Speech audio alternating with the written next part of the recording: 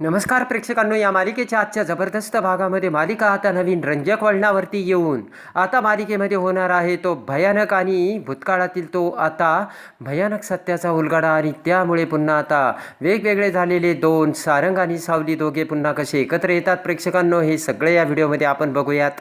चला तर व्हिडिओला सुरुवात करूया. आणि त्यामध्ये आता सारंग हा सावलीला फोन करतो आणि म्हणतो की सावली, अगं ऐक ना, इकडे एक ना प्रॉब्लेम झाला आहे. सावली म्हणते काय झालं तर इकडे. सारंग म्हणतो की ओवीने ना तिचे कपडे लपून ठेवलेत. सावली म्हणते काय, इकडे आबिरने सुद्धा त्याचे कपडे लपून ठेवले, म्हणजे नक्कीच हा दोघांचा ना प्लान असा आहे. सारंग म्हणतो की हो. तर आता सावली म्हणते तुम्ही काही काळजी करू नका, मी ना आबिरसाठी नवीन कपडे घेते. तर सारंग म्हणतो त्याचा काहीच उपयोग नाही आहे सावली, अगं ओवी दुसरे कपडे घालण्यासाठी तिने नकार दिला आहे. आणि सारंग म्हणतो की मला वाटतं आबिरसुद्धा तोच हट्ट करेल. तर सावली म्हणते की मिस्टर सारंग सर, हे सुद्धा तुमच्यामुळेच होतं आहे. आता खाली बसत सारंग म्हणतो की एक मिनटं सावली, माझ्यामुळे कसं होतं आहे? अगं तू पण आमच्यासोबत मॉलमध्ये होतीस ना, मग तुझ्याजवळसुद्धा त्या पिशव्या होत्या, मग तुला कसं काय हे समजलं नाही? आणि सारंग म्हणतो की त्या दोघांना ना त्यांचा वाढदिवस एकत्र साजरा करायचा आहे. तेव्हा सारंग म्हणतो आपण दोघंही असा थोडासा विचार करू शकतो ना. तर सावली म्हणते अजिबात जमणार नाही. आणि आता सावली ठामपणे म्हणते की ओवी आबिरचा वाढदिवस एकत्र साजरा होणार नाही म्हणजे नाही सारंग सर. आणि सावली म्हणते की आबिरचे कपडे जिथे असतील ना कुठे ते शोधा आणि इकडे घेऊन या, कळलं का तुम्हाला? आणि सावली फोन ठेवते. आणि इकडे आता व्यंकटेश म्हणतो की आबिरने ना कपडे अशा ठिकाणी लपून ठेवले ना जे कुणालाही सापडणार नाही, मला असंच वाटतंय. राग घेऊन आता सावली म्हणते मी ना त्याला आता फटकेच देते. जगन्नाथ म्हणतो कुणाला? सावली म्हणते आबिरला, म्हणजे कुणाला काय? तर जगन्नाथ म्हणतो मला वाटलं की सारंगला. तेव्हा आता सावली म्हणते की बाबा तुम्ही सुद्धा काय? आणि इकडे आता राजकुमार हा रस्त्याने येत असताना मोनिकाचा फोन येतो. राजकुमार म्हणतो की काय?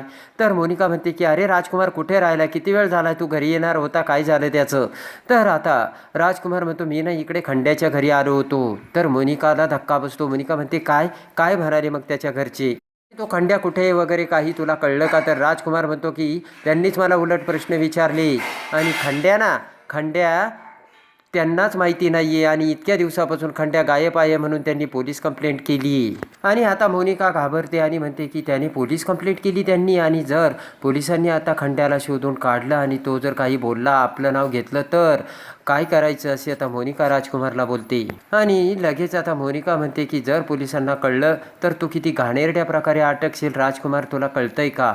आणि मोनिका म्हणते की त्या घरच्यांना सांग आत्ताच्या आत्ता पोलीस कंप्लेंट मागे घ्या म्हणून. आणि राजकुमार म्हणतो की मी हे सगळं केलं नसेल असं वाटतंय का तुला मोनिका? आणि आता मोनिका म्हणते की नवरा बायकोमध्ये किती जरी भांडणं झाली ना, जेव्हा नवऱ्यावरती संकट येतं ना तेव्हा दोघांना एकत्र यावंच लागतंय राजकुमार, आणि मी माझं बायको असण्याचं कर्तव्य पार पाडते असं आता मोनिका बोलते. आणि मोनिका म्हणते की त्यांना कंप्लेंट मागे घ्यायला लावा आणि लवकर घरी ये. आणि आता राजकुमार विचार करतो की नक्कीच काहीतरी गडबड आहे. आणि इकडे आता मोनिका विचार करते की मी एकदा पुन्हा खंड्याच्या मोबाईलवर ट्राय करू का? जर खंड्या वाचला असेल आणि मोबाईल चालू झाला असेल तर मला काहीतरी समजेल. आणि इकडे आता मोनिका त्या खंड्याच्या मोबाईलवर फोन लावते आणि त्याचबरोबर आता त्या मोबाईलच्या रिंगचा आवाज तिथेच ऐकू येतो. मोनिका इकडे तिकडे बघू लागते. मोनिका म्हणते की हे असं काय चाललंय आणि आवाज तर इकडेच कुठेतरी येतोय. आणि त्या आवाजाच्या दिशेने कानोसा घेत आता मोनिका आता त्या आवाजाच्या दिशेने जाऊ लागते. आणि मोनिका आता हॉलमध्ये येताच मोनिका विचार करते तर हा तर मोबाईलचा आवाज सारंगच्या रूममध्ये येतोय. आणि लगेच आता मोनिका विचार करते म्हणजे खंड्याचा फोन सारंगकडे आहे. आणि मोनिका तोंडाला हात लावते आणि मोनिका म्हणते की जर माझा फोन आला हे त्याने बघितलं असेल तर. आता मोनिका घाबरते आणि म्हणते की जाऊन मी चेकच करते. आणि हळूच आता सारंगच्या रूमचा दरवाजा उघडून मोनिका आता इकडे तिकडे बघू लागते. आणि लगेच आता त्या रूममध्ये येताच आता तो मोबाईल चार्जिंगला लावला असल्याचे आता इकडे मोनिका बघते. आणि पटकन मोनिका तो मोबाईल आपल्या हातात घेत म्हणते हाच आहे तो मोबाईल, पण त्या मोबाईलला आता लॉक असतं. आणि लगेच आता मोनिका म्हणते की याला तर लॉक आहे, म्हणजे हा मोबाईलचा लॉक उघडण्यासाठी मला हा मोबाईल खंड्याकडेच घेऊन जावा लागेल. पण मी ना आत्ताच हा मोबाईल खंड्याकडे घेऊन जाते, कारण यानंतर मला चान्स मिळणार नाही. आणि मोनिकाच्या डोक्यात विचार येतो की जर सारंगला इथे फोन दिसला नाही तर फोन गायब झाला हे त्याच्या लक्षात येईल. आणि तेवढ्यात आता मोनिका पुन्हा तो मोबाईल चार्जिंगला लावू लागते आणि पुन्हा विचार करत म्हणते की पण सारंगला कसं कळणार आहे की तो फोन मीच गायब केला म्हणून. आणि तेवढ्यात आता मोनिका तो फोन घेऊन जाऊ लागताच इकडे आता सारंग दरवाज्यात येतो आणि मोनिकाला बघतो. सारंग म्हणतो की वहिनी तुम्ही माझ्या खोलीत काय करताय? इकडे तिकडे बघत आता मोनिका म्हणते की माझ्या कानातलं ना हरवलंय, ते बघायला आली होती. तर आता सारंग म्हणतो की तुझ्या कानातलं माझ्या खोलीत कसं येईल. मोनिका म्हणते की मी कुठे म्हटले की माझ्या कानातलं तुझ्या खोलीत येईल म्हणून. आणि मोनिका म्हणते की मी शुभ्राच्या कानातलं शोधायला आले होते, ती ना तुझ्यासोबत इथे खेळायला येते ना. आणि मोनिका म्हणते की तिच्या ड्रेसवरलं कानातलं मॅचिंग कुठेच सापडलं नाही म्हणून मी आता इथून निघते. आणि इकडे आता मोनिका म्हणते मी जाते आणि मोनिका तिथून जाऊ लागताच इकडे आता सारंगचं लक्ष त्या चार्जरकडे जाते आणि त्यावरती मोबाईल नसतो. तर पटकन सारंग मोनिकाला हाक मारतो आणि म्हणतो वहिनी वहिनी इकडे या, मी इथे मोबाईल चार्जिंगला लावला होता ना. आणि लगेच आता तो फोन सारंग म्हणतो कुठेही, तर मोनिकाच्या हातात तो मोबाईल असतो आणि मोनिका म्हणते की हाच आहे का तो फोन, अरे याच्यावरती फोन येत होता. पटकन सारंग तो मोबाईल घेतो. लगेच आता मोनिका म्हणते मी उचलायला गेले तर फोन कट झाला. तर आता सारंग म्हणतो यावर फोन आला होता का. आणि सारंग म्हणतो तू नंबर बघितला का. तर मोनिका म्हणते की मी यावरती फोन आलाय, उचलायला गेले आणि तो कट झाला. आणि लगेच आता सारंग म्हणतो मग घेऊन कुठे चालला होता. तर मोनिका म्हणते मी कुठे घेऊन चालले होते. पुन्हा मोनिका म्हणते अरे हा मी कानातला शोधत होते ना. मोनिका म्हणते की मी फोन आला तेव्हा उचलायला गेले आणि तसाच हातात राहिला आणि तसेच निघून चालले होते. आणि लगेच मोनिका म्हणते की तुझा फोन वाटत नाही रे सारंग, कुणाचा आहे. तर सारंग म्हणतो नाही नाही मी कॅम्पला गेलो होतो ना तिकडे सापडला आहे. आणि मोनिका म्हणते की मग दुसऱ्याचा फोन तू असा घेऊन आलास का, द्यायचा ना. तर सारंग म्हणतो माहितीच नाही कुणाचा फोन आहे. आणि लगेच सारंग म्हणतो की अनलॉक उघडला ना तर मग बघूया काय करायचं ते, मग सगळं कळेल. मोनिका म्हणते की अरे माझी एक फ्रेंड आहे ना सायबर कॅफेमध्ये, ती एकाच मिनिटात खोलून देईन. सारंग म्हणतो त्याची काळजी करू नको, पोलीस साथ देईल, पोलीस एकदम बघून घेतील. आता मोनिका घाबरते. आणि इकडे आता सारंग हा पुन्हा आता आबिरकडे येतो. पळत पळत आबिर बाहेर येतो. संध्याकाळची वेळ असते आणि आबिर म्हणतो की सुपर हिरो थांबा. तर आता सारंग म्हणतो नको नको, तुझी ती डेंजर आई माझ्यावरती चिडेल आणि रागावेल. तर आता आबिर म्हणतो नाही हो सुपर हिरो, मला वाटतंय आपण दोघं एकत्र मॅच बघावी. आबिर म्हणतो की मॅच किती रंगात आली आणि तुम्ही खुशाल निघून जायचं म्हणताय. आणि आता सारंग म्हणतो की चल ये बस गाडीत आपण बसून मॅच बघूयात. आणि पटकन आबिर कारमध्ये बसतो. आता अमृता ही ओवीचं स्कूलमध्ये जाण्यासाठी आता आवरून देत असते. आणि तेवढ्यात आता अमृता म्हणते की सगळं घेतलं ना, स्कूल बॅग, वॉटर बॅग वगैरे सगळं. तर आता ओवी म्हणते की हो सगळं घेतलंय. आणि ओवी म्हणते की मला आता कोणतेच प्रश्न विचारू नकोस काकू. तर अमृता म्हणते की तुझ्या बाबाचा राग माझ्यावर काढतेस का. आणि अमृता म्हणते की तू त्याच्याशी असे वागली म्हणजे तो तुझ्याशी असा वागला तर तू माझ्याशी सुद्धा अशीच वागणार आहे का. ओवी म्हणते हो, कारण ना तू बाबाचीच बाजू घेते. तेवढ्या सारंग दरवाजातून ते सगळं ऐकतो. आणि ओवी म्हणते की तो चुकीचा वागतोय, त्याला समजावण्यापेक्षा तू मला समजावतेस काकू. आणि अमृता म्हणते की तुझा बाबा तुला जे काही बोलतो सांगतो त्यामागे सुद्धा काहीतरी कारण असेल, तेव्हा तू त्याला समजून घे ना.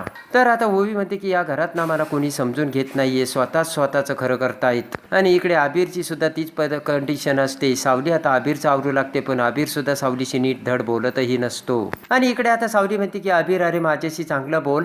मी तुला पुन्हा एकदा सांगते आबिर, तुमच्या दोघांचा वाढदिवस ना एकत्र करणं शक्य नाहीये. तू ऐकून घे आणि समजून घे आबिर.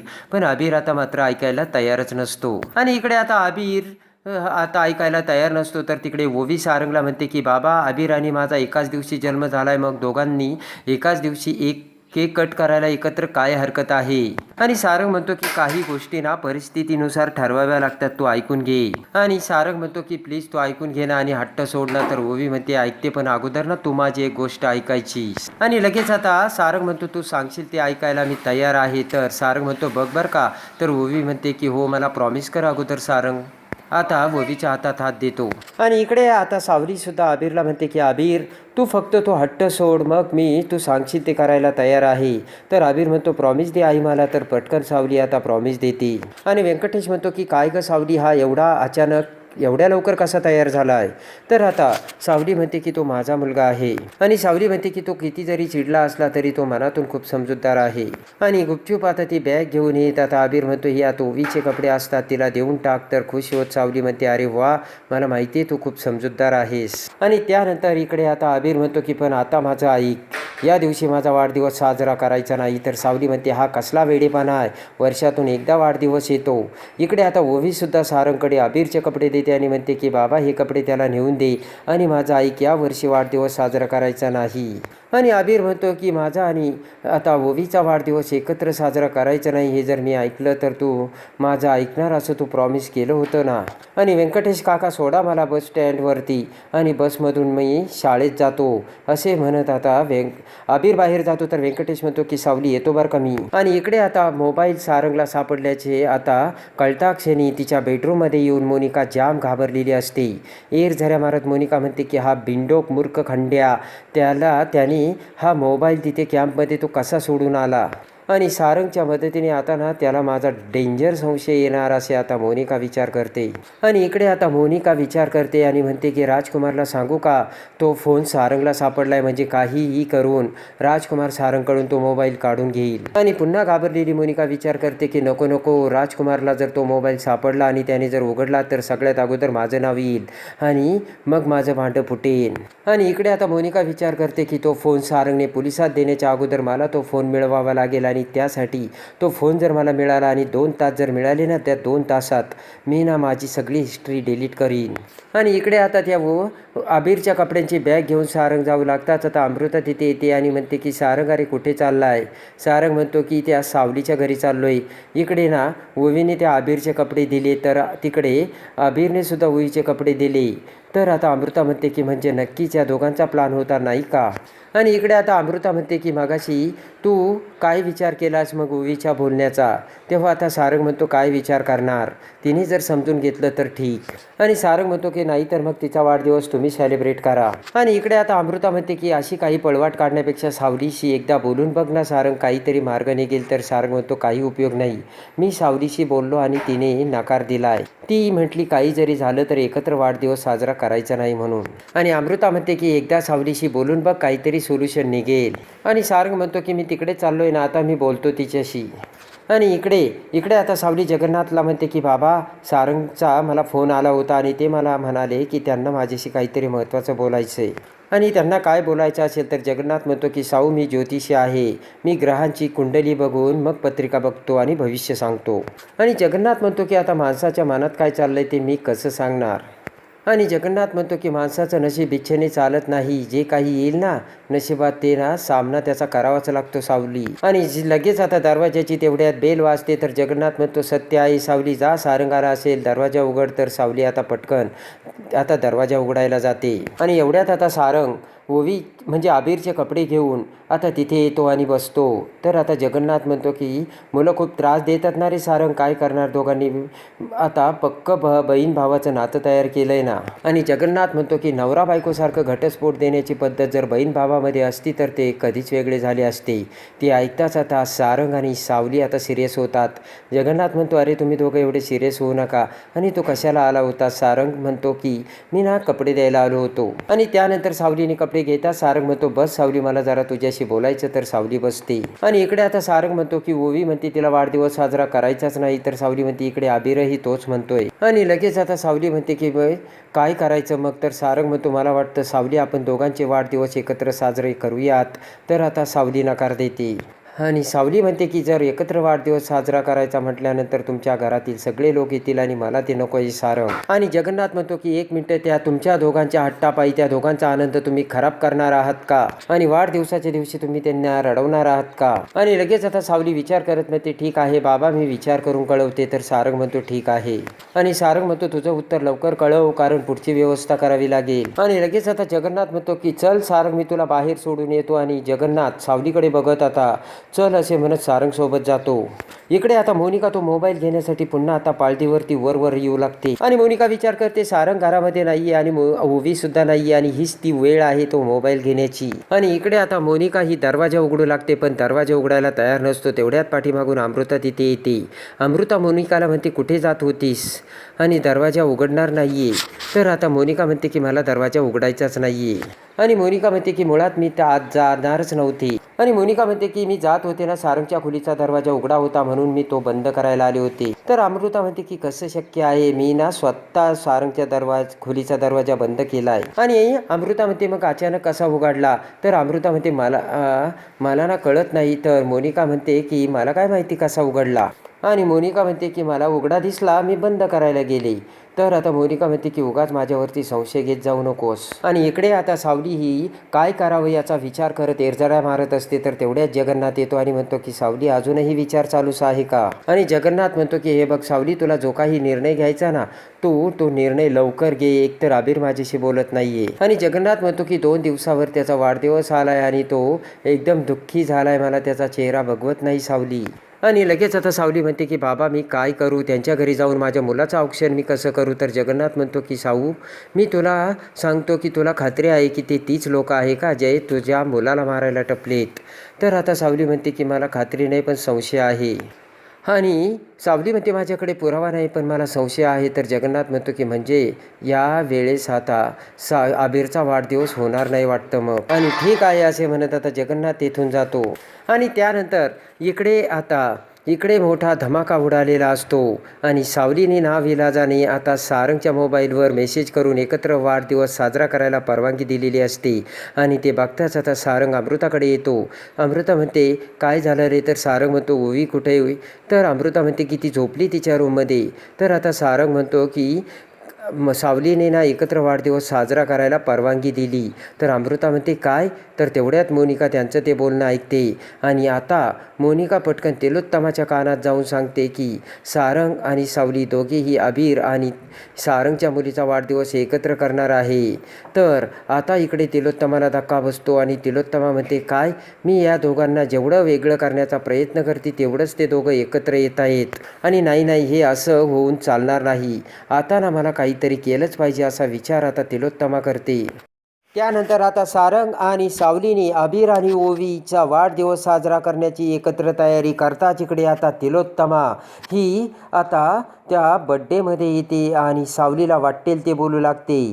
तर आता सावलीला संशय आलेला असतो आणि सावली म्हणते की 8 वर्षापूर्वी तुम्ही माझ्या मुलीला मारण्याचा प्रयत्न केला आणि आज सुद्धा पुन्हा माझ्या मुलाच्या बड्डेमध्ये आता तुम्ही विघ्न आणण्याचा प्रयत्न करता. तर सारंगला धक्का बसतो आणि राग येऊन आता सारंग हा तिलोत्तमाला त्याचा जाब विचारतो. भयानक सत्याने सारंगने एका झटक्यात आता तिलोत्तमाचा माज आणि अहंकार उतरवलेला असतो. आणि तू आई म्हणण्याच्या लायकीचे नाहीस आणि एवढा माज आणि अहंकार आला तरी कुठून, असा प्रश्न आता सारंग आता तिलोत्तमाला करून आता सावलीने सांगितलेल्या भयानक उलगड्याने सारंग आता तिलोत्तमाचा घमंडी अहंकार कसा भस्मसात करतो हे बघण्यासाठी आणि या मालिकेच्या डेली अपडेटसाठी आपल्या चॅनलला लाईक करा, सबस्क्राईब करा.